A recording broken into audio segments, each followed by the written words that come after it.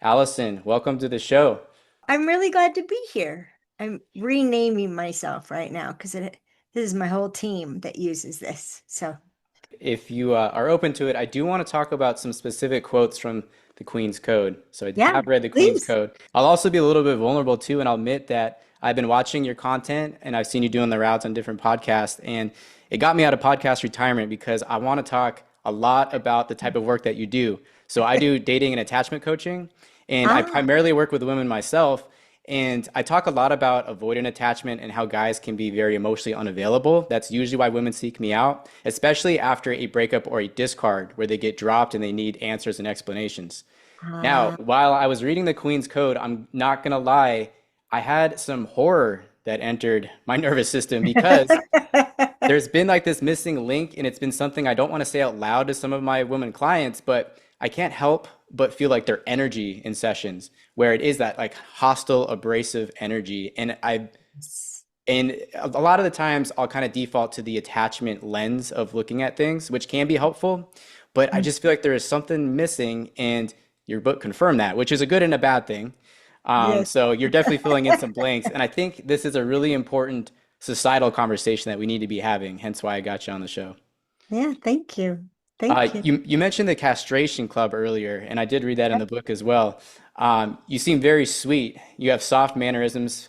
So tell me about how you used to castrate men, because that doesn't even make sense to me. Oh my gosh. I have transformed a lot since 1991. Well, first of all, I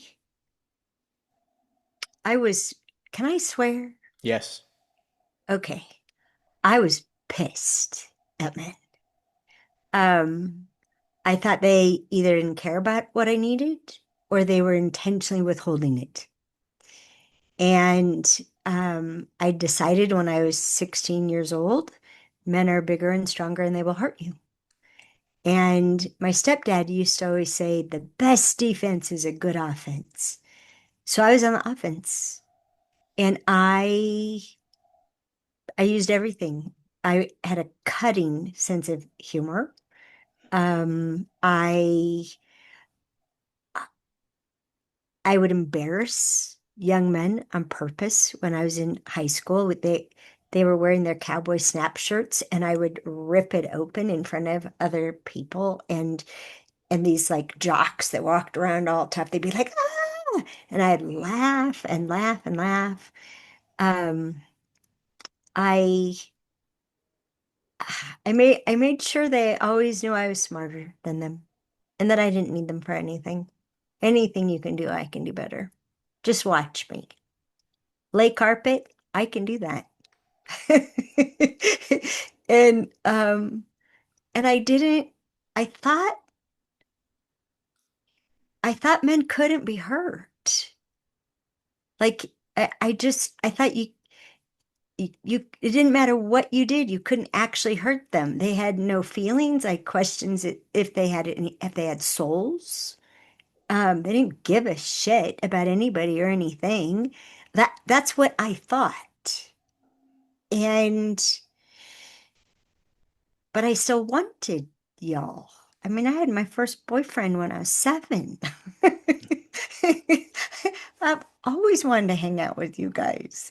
And and I really didn't know how much was under there until my friend was called a frog farmer, like in the Queen's Code.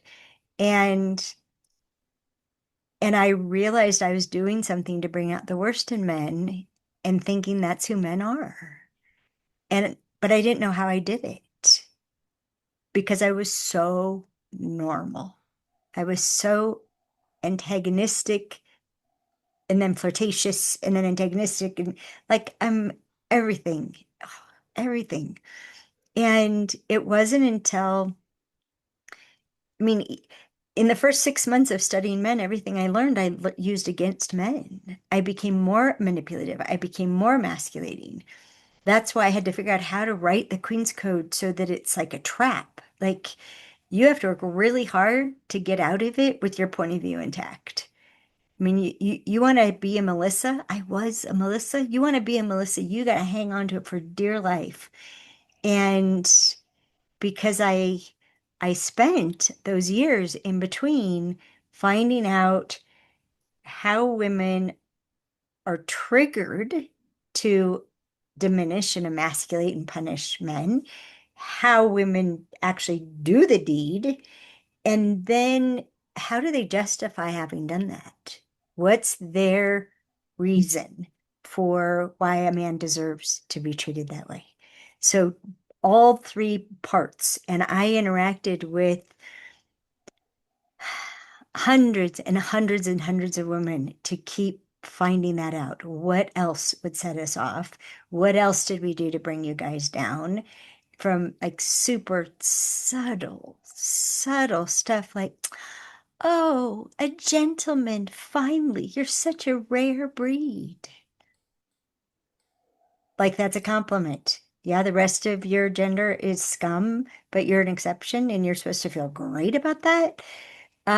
So everything from that to things that women didn't even know they were doing. Like women don't know that when a man shares something with you, he reveals himself to you. If you go and tell someone else what he revealed, you just betrayed him.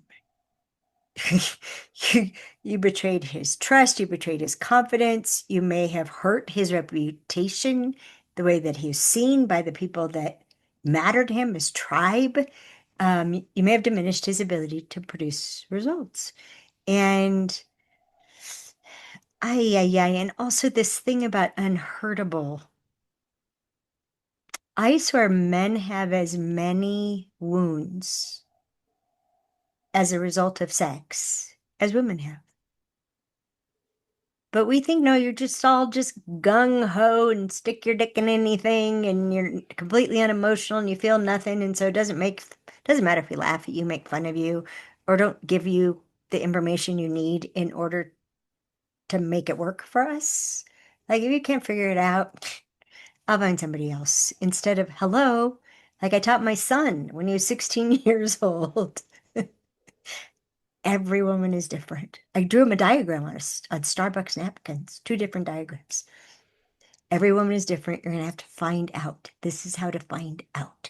This could be here, it could be there. But you know what? It'll be on the back side of this part. It's like, oh, mom, thanks. I met someone that he worked with when he was like just gotten out of college. I think he was like 24. He was a naturalist guide in Alaska. They wanted to put him on a calendar. And this woman who like was like the mother to all of these young men, she's like, I've heard he's really good at bed. It's like, all right, I did good. Good mom. Good mom. But we just who we think you are and who you really are, it's light years apart. And it's so mean and so sad and let's I mean let's take people who are naturally generous, are compelled to protect you even from themselves, want to provide what really matters to you, will if they can, will be so bummed when they can't. Let's just, get them all together and be mean to them.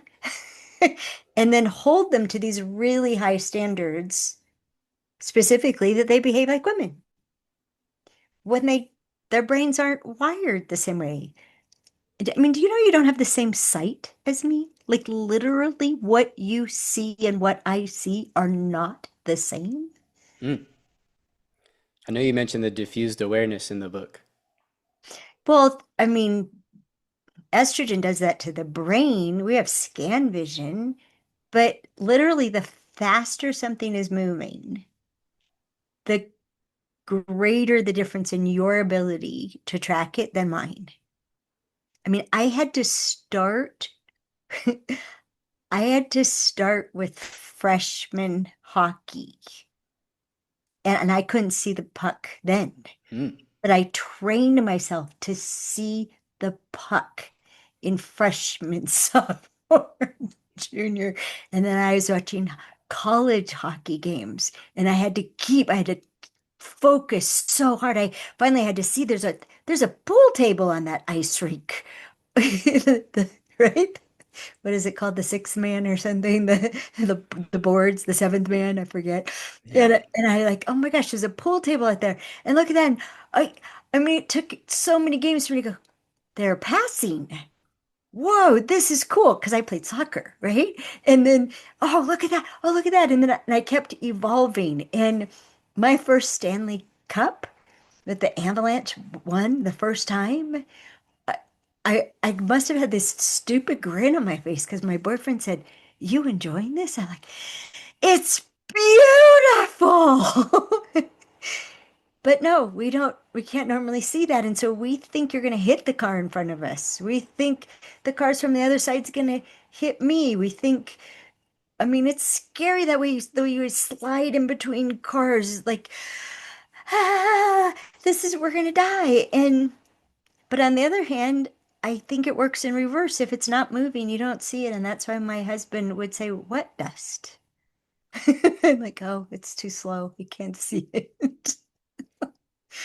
But I mean, I could go on and on and on. And we have so many differences that are created by gender hormones. I mean, do you know like something like two-thirds of miscarriages are boys?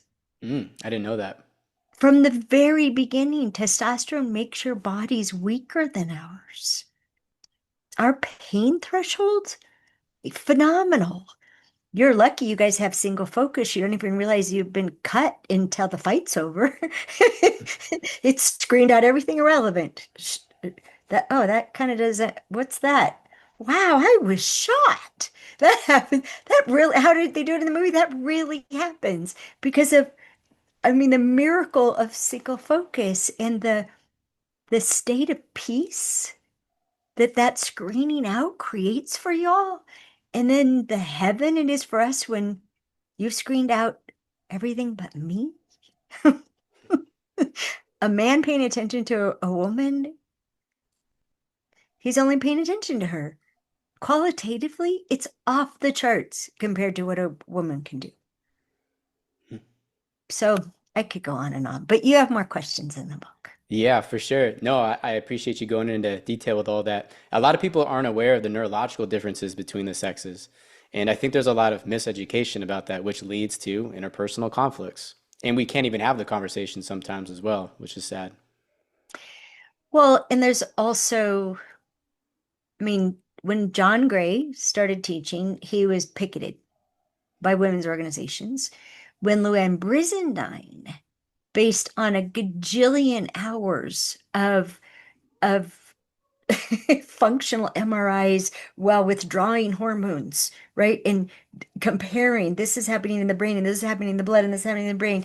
When she published The Female Brain, I, the National Organization of Women came after her. Like like that she was making a case for men and women that women are not the same as men.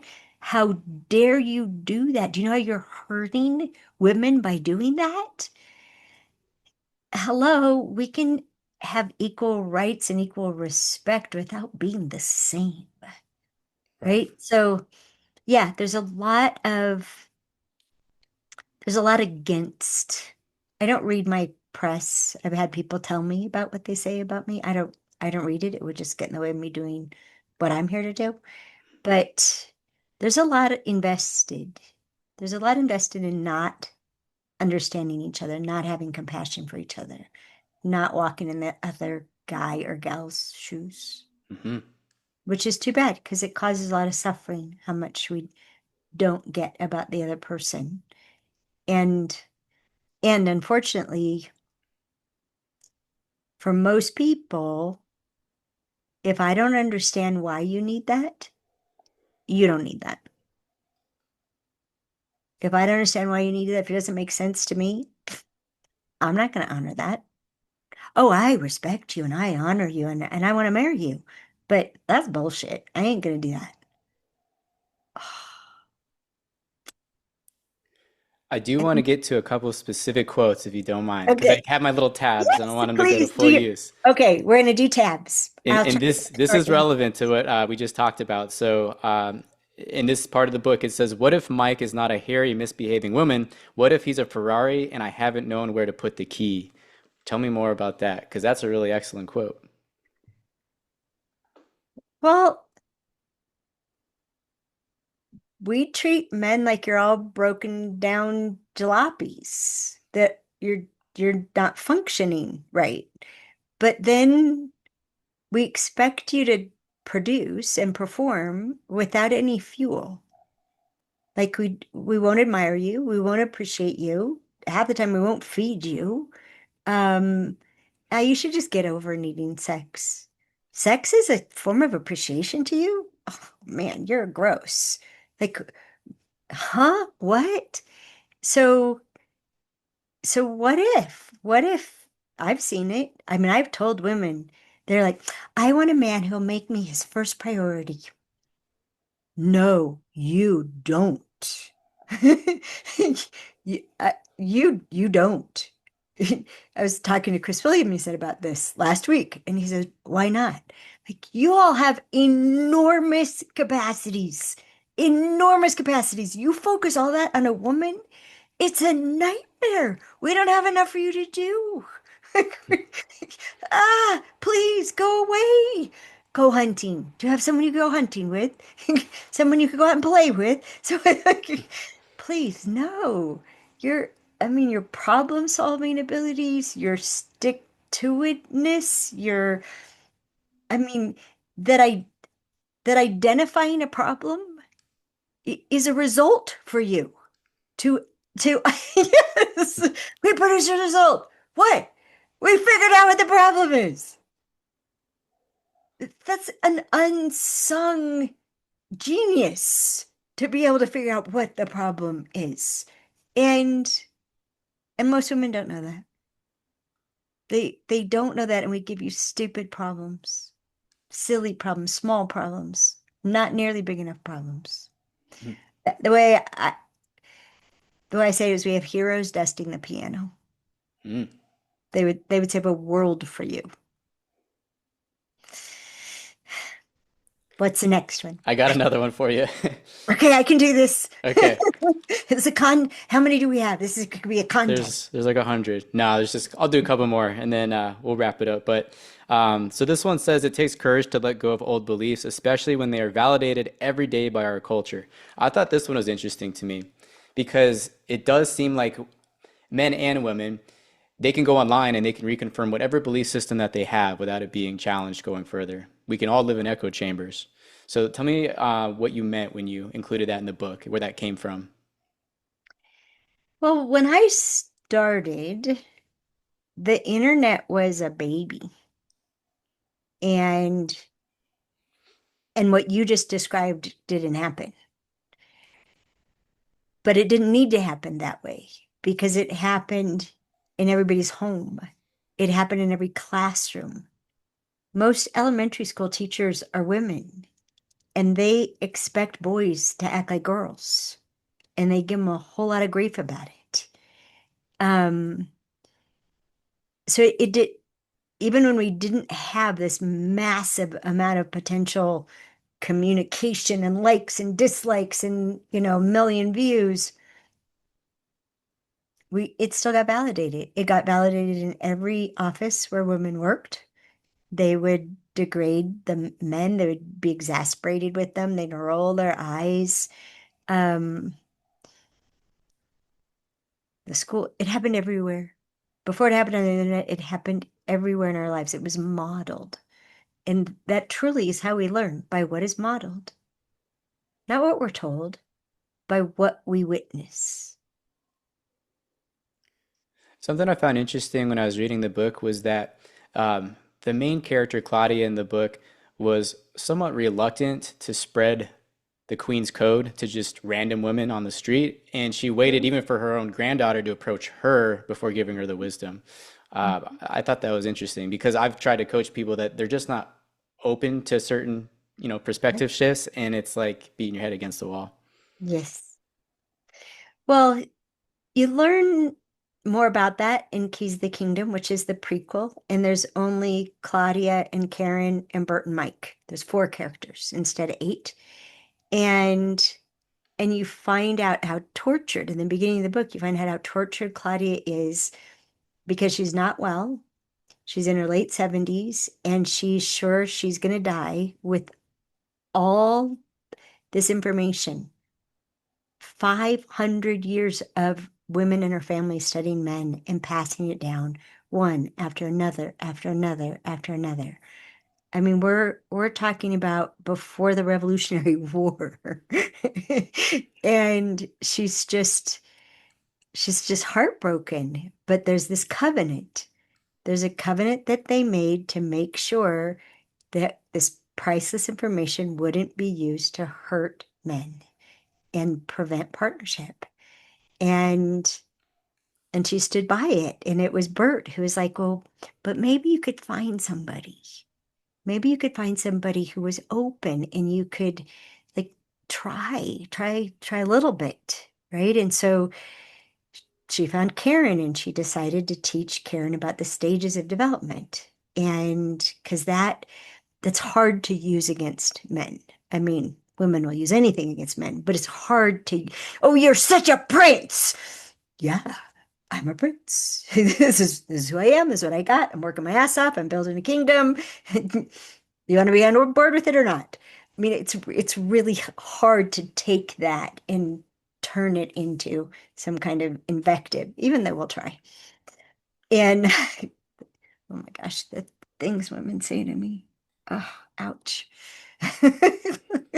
So she started with that, but in Keys the Kingdom, there are 26 other specific topics that are just dropped. Just she doesn't go into them, they just get dropped here and dropped there. And I knew that our workshop graduates, when they read the book, when they read Keys of the Kingdom, that they would go, oh, wait, oh, and they would see these little gems that would be missed by most people. And so, yeah, after it worked with Karen, Claudia thought, okay, if Kimberly asks, if Kimberly asks, that's how I'll know that it's worth the risk. If Kimberly asks. And she waited. She waited for 6 months after the end of Keys of the Kingdom for Kimberly to ask. And Kimberly asked. Yay. Let me ask you a question off the top of my head here. Sometimes I get demoralized, whether it's as a coach, a clinician, or just myself, because it seems like the desire for women to start asking those questions has been stamped out. Not completely, but largely just with, social media, kind of the current trends or fads. I've seen certain stats that say that avoidant attachment is rising in women now, where it's like stereotypically it's usually men that are more on the side of avoidance. But it seems like a lot of evidence is pointing towards women just kind of writing men off altogether. So I don't know, is there anything that we can do to start generating interest in asking those questions? Well, I gotta say something about what you said, though. Men have good reason for avoiding attachment. I mean, I discovered 12 things that make a woman the right person to marry. And they're smart things. They're intelligent ways of discerning, is this going to work?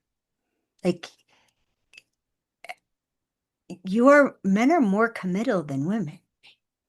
Women generate, ever since we became economically feasible, women generate way more divorces than men do. And what men look at, like, can I give her what I think she needs? Can I make her happy? Are our futures going in the same direction? Do we share fundamental values that we're going to make our choices from? Does she like me? That's one of the 12 things. Does she like me? Or does she have a long list of what she's got to change it about me? She's always bitching about how I am and what I care about and what I do with my time and energy and money. I don't, I have not noticed men being avoidant of being attached. to me, it's discernment. And since women don't know what the 12 things are that make a woman the right person to marry, and most of them would refuse to do in the first place, like not emasculate him too much, we're proving, we prove we're not the right person. Our behavior and our attitude, that thing you were talking about earlier, that edge you encounter with your clients, we're we're practically masquerading with signs. I am not right for you. I'll be no good to you. You get attached to me. I will use it against you. I will take you for everything you got. So I don't, I, I can't concur with that assertion. And women are becoming avoidant attached because it's so funny to use that word, because in the past, what we've all done is committed too soon. We've committed to chemistry. We've committed to everybody thinks he's great. He's exactly what I picture. It's all objectification instead of a human being. I'm like, you know what? You're going to wake up in the morning with a man, not with a list. And if he hasn't demonstrated what's on your list, if you don't have evidence that he can provide what you need, then you haven't done due diligence. You're buying a house without checking out anything, none of the systems. And so women have done that. Oh, but I love him so much. But are you getting what you need? Good enough, close enough. Squinting. If I squint, I'm happy. And so women have committed to men who can't or won't give them what they need. So they're determined to never commit again. Instead of, I call it smart singles. I have an intensive, smart singles. It's not about getting rid of being single. It's about sorting for people that you'd be better off with than being single. But our instincts as women to couple in order to survive, they drive us to do things that you as men are not driven to do. You will get married because the conclusion is I'm better off with her than without her. Yes, she's not perfect. She's a pain in the ass about something. She's a real bitch about that. And boy, sometimes when she laughs like that, I just want to cover my ears. But you know what? I'm better off with her than without her. Clearly. Look what's happened in my life since I've been with her. She supports me in this. She provides that. She totally believes in me. Yeah, that's what I need more than some picture perfect behaved unreal pretense of a human being. So so women have, the more independent we are financially, the more grounded we are in ourselves, that we're not looking to be completed. Do you know, the more we know ourselves, the more we can authentically commit to someone that, you know what, he gives me what I need. I mean, I have 42 items on my list. My boyfriend excels at all but 6. Still pretty good. Oh, it's amazing. And he's doing his darndest because they're all deal breakers. And so I haven't, I, we have a deal. We have a promise to never give the other person the ultimatum, marry me or I'm out of here. No, our deal is we're going to be together as long as we can give the other person what they need and we can get what we need. Because when people don't get what they need from each other and they feel trapped, they become horrible. They're horrible. So, does that answer your question? I'd say so. What would you tell a young woman who feels like there are no emotionally available men out there? If there are, they're already in relationships. And, most men that she's going to come across, they're just at home playing video games. They're not motivated themselves. They're not working a solid job. They're not bringing in income. And they're just kind of overall useless. That's how she feels. Mm.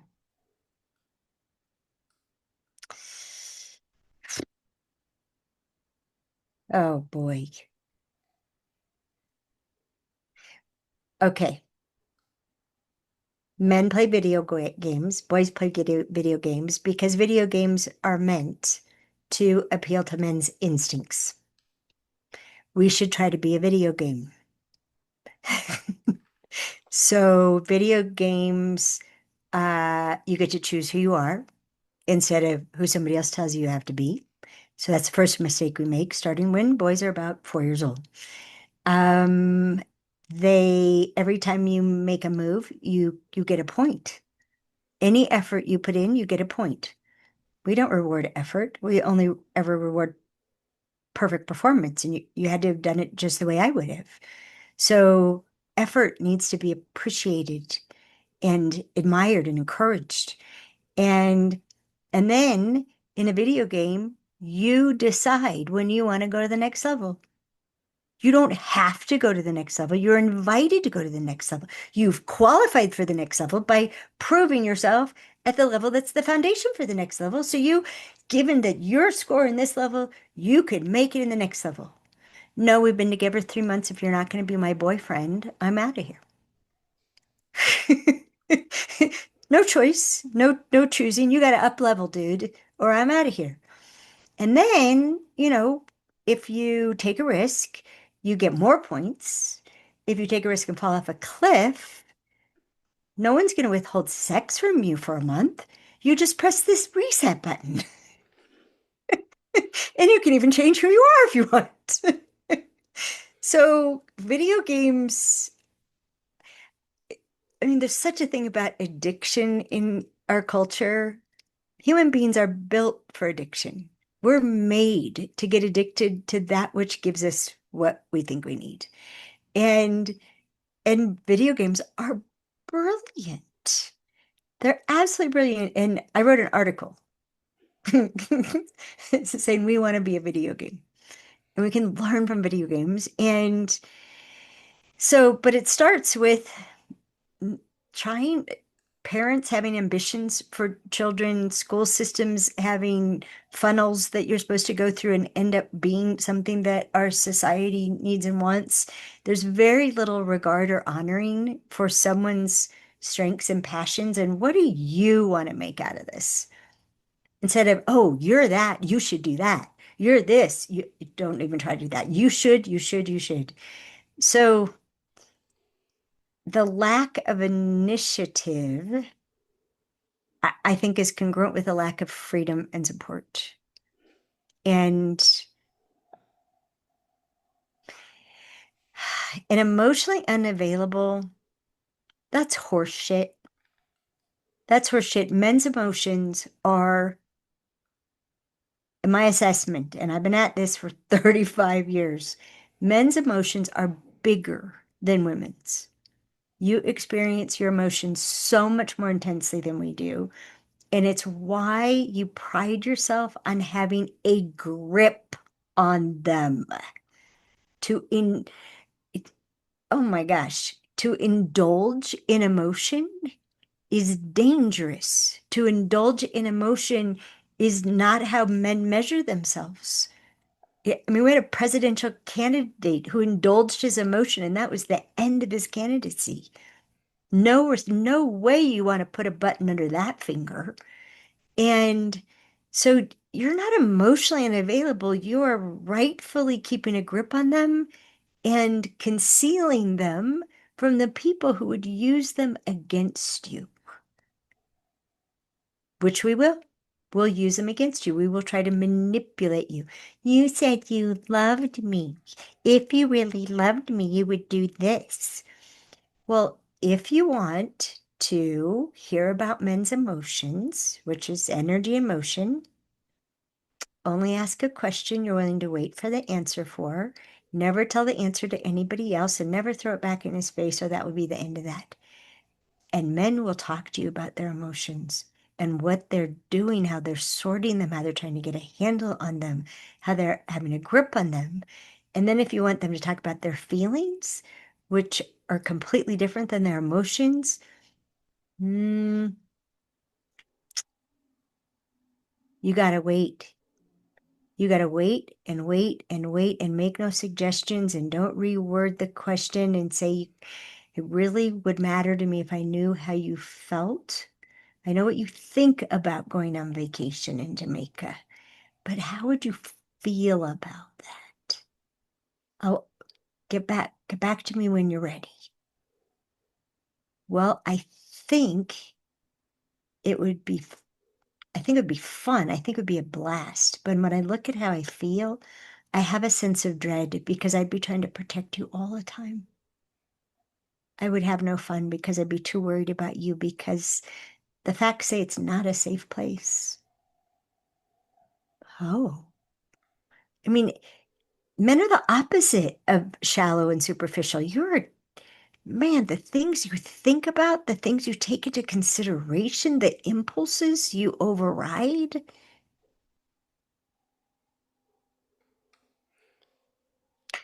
So I've never committed to studying you guys longer than the 2 months it would take to learn everything worth knowing. I've just been fascinated.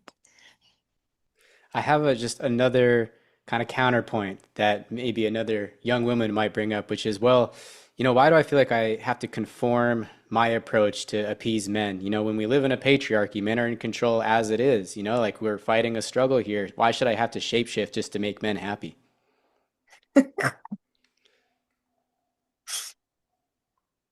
You show me the patriarchy, I'll show you the matriarchy. That's another bit of horse shit. And yes, are there men who are obsessed with power? Absolutely, always have been.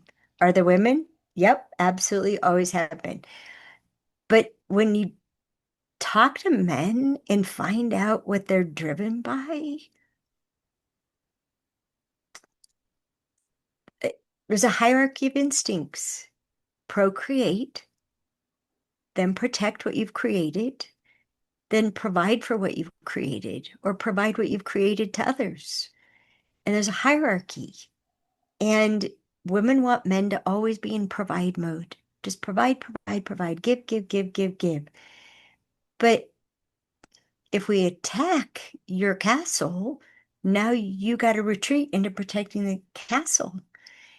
And if we attack you, if we attack your character, now you've got to protect yourself from me. And that is when we get the absolute worst out of men. When you are in that lead warrior energy, do anything to survive. And we provoke it. And we think that's who you are. It isn't who you are. You love providing. You love providing. Men are looking for a woman who will value what he can't not provide. Like, this is what I gotta provide. Do you care about that? No. Go away. Do this instead. Oh, okay. Now I'm emotionally unavailable. I'm commitment phobic because I'm looking for somebody who wants what I've got. That's smart. You mentioned that it's cruel to ask a man of something that he cannot provide. I thought that Mhm. was an interesting thing to point out as well. You know, versus When like you if you know feel he like he can't. can't give it to you, then just walk away, give him his dignity, or politely engage in conversation. Yeah, this is a tricky one, Cody, because there there are things every man knows what he can't provide. He can't provide it at this stage of life. He can't provide it given what he's focused on. You know, I had a man say, I got no business looking for a wife. I can't even take care of myself. And and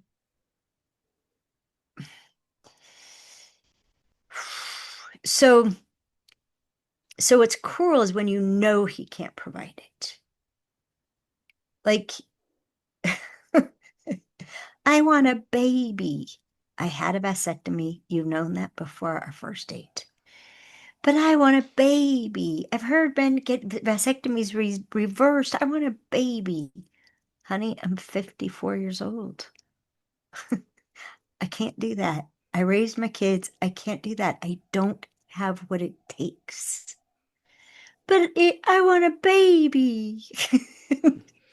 I mean, and we do that in all different domains. Like we want a certain lifestyle. I mean, I know a man madly in love. I mean, adored this woman. And he started thinking about asking her to marry him. And then that had him tune into what she showed appreciation for. And she showed appreciation for this particular house in Beverly Hills every time they drove by it after he took her out to dinner. And she'd, oh, I want a house like that with a lawn like that and that style and color. I want one like that. And it finally sunk in. And this is, one of the things that makes a woman the right person is he thinks he can give her what he thinks she needs. He had decided she needs that. He went home and calculated. He was a successful man. He went home and calculated how many clients he would have to have every week at how many dollars an hour and maintain that for how many years to give her that.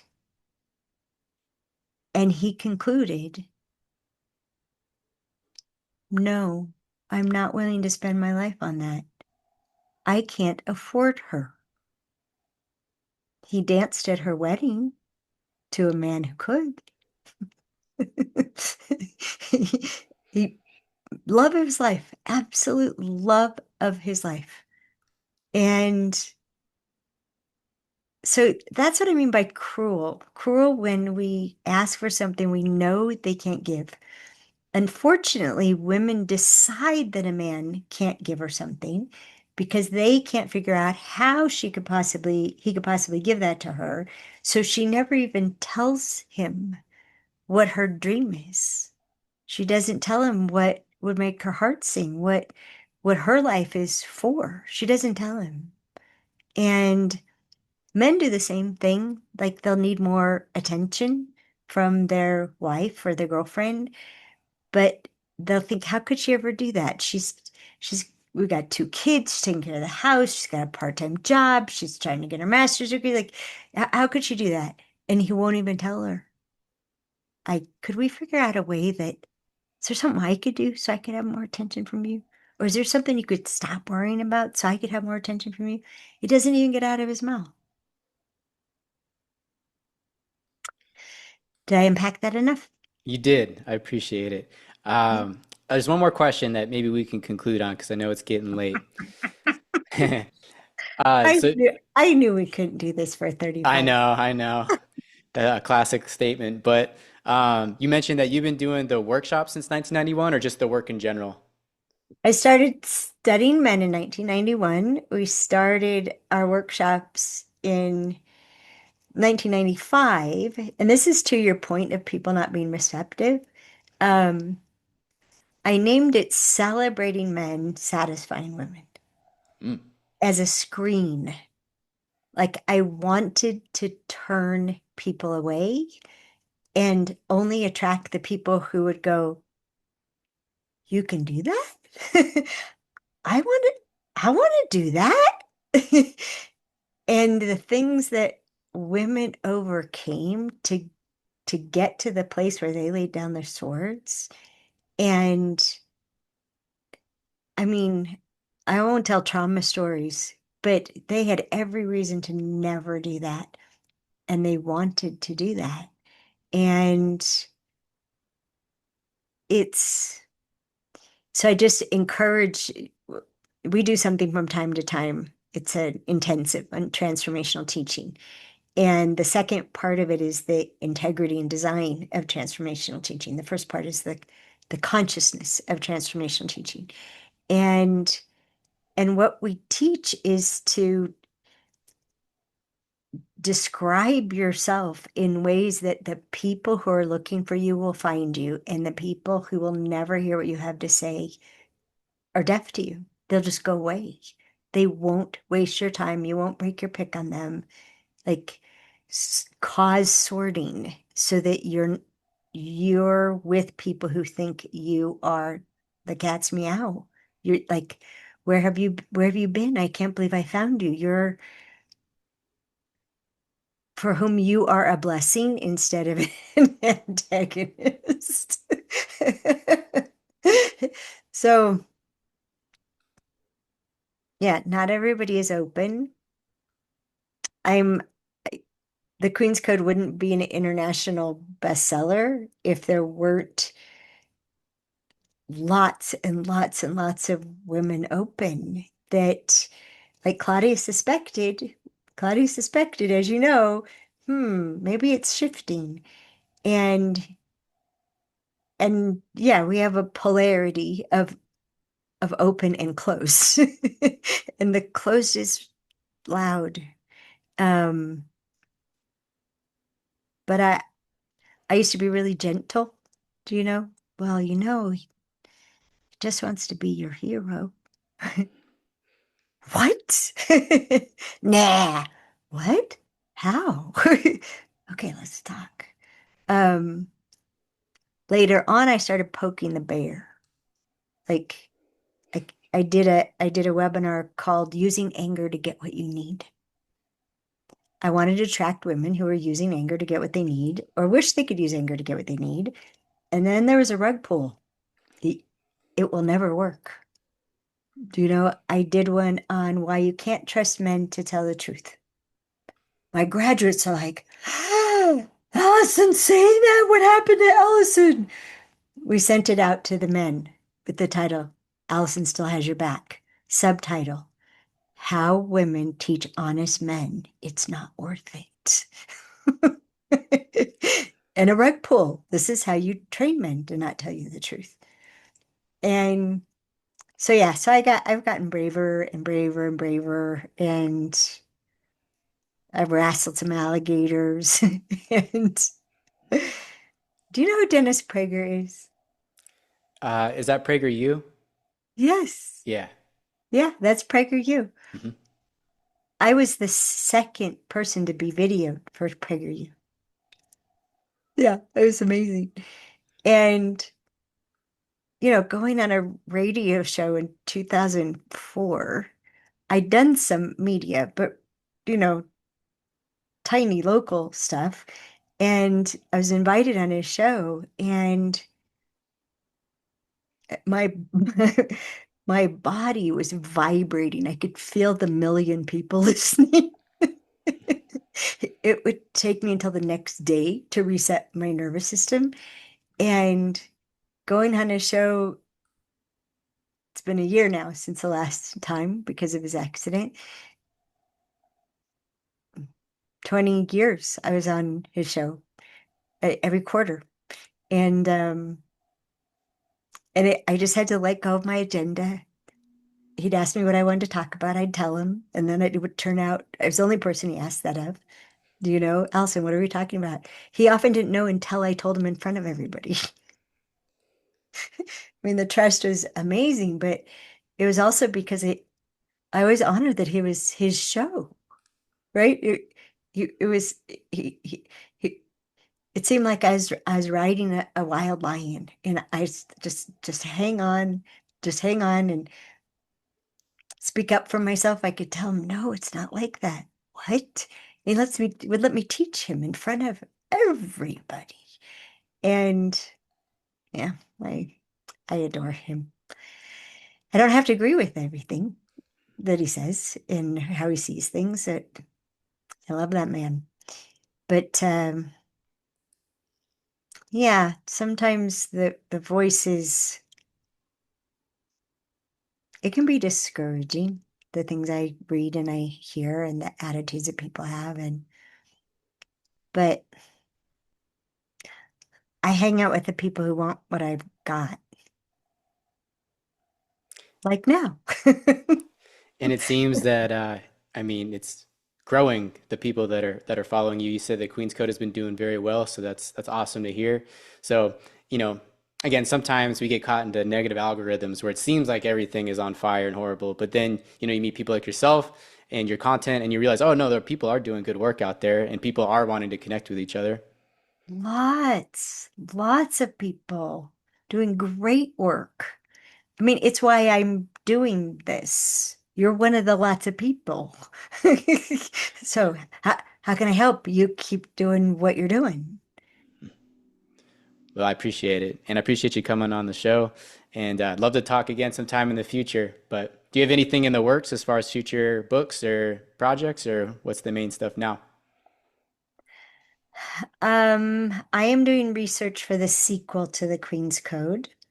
It's really intense. I feel like I'm in a whole new level of seeking to see men and get their reality. Um, so that's an adventure, and I I am passionate about partnership. And so I started something in the summer to bring more people into the advanced levels of our work. We have the understanding level and the being extraordinary level, and then the partnership level. And so I'm really excited about the things I'm getting to do. I'm doing an event on December 11th to bring distinctions from the partnership level to people who've done nothing with us and everywhere in between. And it's called it's called Making Magical Moments. And it's just an evening. And but I'll be sharing distinctions that we have from our partnership level that are like they're radioactive. I mean, every little bit makes such a difference. And for people who want to, for people who are creating, who are causing, who want to be at the cause of something instead of on the tail end of it. Sounds like some powerful stuff. I'm looking forward to seeing it. Thank you. Thank you.